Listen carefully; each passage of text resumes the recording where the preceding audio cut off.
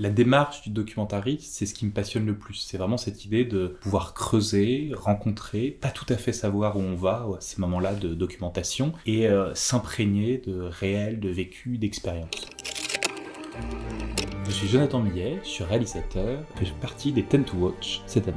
J'ai toujours su que je voulais raconter des histoires, je crois beaucoup au cinéma, à son idée de pouvoir mêler l'ensemble des arts. À l'intérieur du cinéma, j'ai l'impression de pouvoir mêler mon amour de la musique, de l'écriture, faire des choses sensorielles. Et les grands réalisateurs que j'aime amènent ce qu'ils sont à l'intérieur du cinéma. Donc je crois vraiment à cette idée du cinéma comme art somme, donc ça me paraissait passionnant à explorer. J'ai commencé par le documentaire, ça a été vraiment mon école de cinéma. Moi, le réel me fascine, c'est comme ça que j'ai grandi, que je me suis construit en voyageant, en essayant d'explorer les choses. Et là, pour ce sujet en particulier, les fantômes, qui vient du réel, qui est une histoire vraie, j'avais l'impression que utiliser les outils de la fiction serait la meilleure manière de raconter cette histoire. J'avais envie de faire vivre au spectateur, au présent, en ressenti, viscéralement, physiquement, tous les doutes et les pensées du personnage. لأنه كنت أحس بنفسه يوم كان هو يوقف قدامي. جرب كل أنواع الأسيد والغازات القاتلة. الشيطان بعينه. Les fantômes, c'est un film d'espionnage, c'est une histoire vraie, géopolitique, qui raconte l'histoire d'un groupe de citoyens syriens qui vient traquer les bourreaux du régime en Europe, mais qu'à travers ça, on fait le portrait d'un personnage, on vient creuser ses doutes en termes de justice, de place dans le monde, ses doutes sur sa capacité à revivre après avoir tout vécu.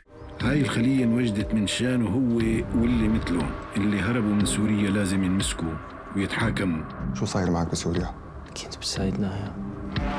La démarche du documentariste, c'est ce qui me passionne le plus. C'est vraiment cette idée de pouvoir creuser, rencontrer, pas tout à fait savoir où on va à ces moments-là de documentation, et s'imprégner de réel, de vécu, d'expérience. Je dirais que le réel a été le plus grand co-scénariste du film. À partir de là, à un moment, il faut faire un film. Donc il faut abandonner 90% de la matière, qui serait un trop-plein et qui inonderait le spectateur de trop d'infos pour pouvoir trouver la ligne claire du film. Moi, ça m'a passionné de faire toutes ces recherches et ensuite de m'en emparer pour pouvoir sentir comment, à partir de tout ça, raconter une histoire simple et claire qui nous permette de nous immerger, de nous identifier. Tout au long de l'écriture, ceux qui ont participé à ces cellules étaient présents. Moi, j'avais aucun besoin de rajouter de la dramaturgie, de rajouter des rebondissements. L'histoire de base est tellement forte qu'elle me suffisait.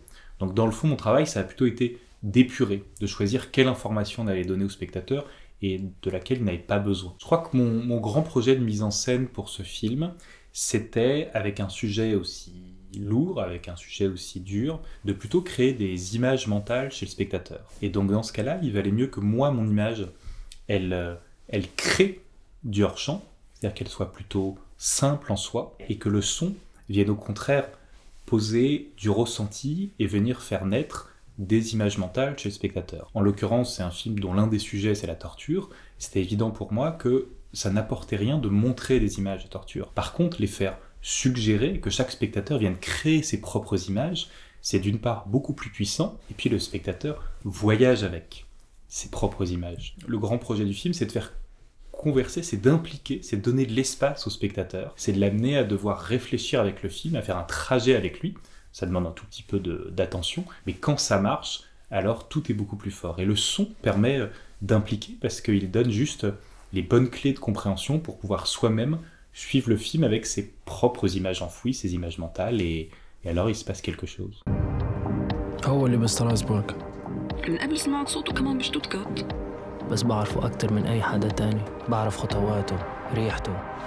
Ça a été un processus de casting très long pour trouver la bonne personne. Ce qui était sûr pour moi, c'est qu'il fallait que ça fonctionne physiquement. C'est-à-dire qu'en un seul regard, dans sa manière de se tenir, dans sa manière d'être, dans sa manière de regarder, il fallait qu'on puisse trouver le personnage crédible, qu'on puisse se dire oui, il a été en prison, oui, il a subi la torture, oui, il est dans l'obsession aujourd'hui de trouver son bourreau. Et vraiment, Adam, il a cette intensité qui se dégage de lui. Et ça, tous les comédiens ne l'ont pas. Dans le film, il est tout le temps dans le mensonge. Il ne peut pas à un moment exprimer clairement ses émotions. Et donc moi, il me fallait un comédien qui dégage quelque chose de très fort. Même s'il est assis, posé au fin fond d'une bibliothèque, on pressent à quel point en lui ça bouillonne. On pressent ce qui peut se dégager de lui. On pressent qu'il peut nous surprendre. On a peur pour lui, mais on a peur de lui aussi, dans sa capacité à pouvoir que quelque chose surgisse. Adam avait ça au départ, et donc nous, tout notre très long travail de préparation, c'était justement sur les gestes. Se demander comment ce personnage se tient, comment il s'assoit alors qu'il a des cicatrices dans le dos, comment il ouvre une porte, comment il se déplace, comment il regarde quand il a l'impression que c'est la bonne personne. Et donc on a vraiment essayé quasiment de penser le film en muet et de définir totalement ce personnage par ses gestes et sa manière d'être. Et à partir de là, ça irriguait tout le film. Puisque dans le fond, la plupart du temps, ce qu'il dit ne correspond pas à ce qu'il pense. Parce que espionnage, parce que mensonge, parce que besoin de paraître autre. إذا عنده أقل شك بيقدر يختفي مرة تانية.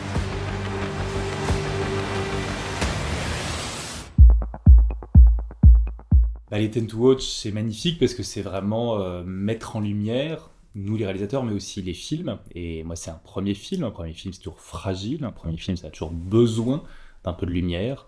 Donc je prends avec beaucoup de joie ce programme des Ten to Watch.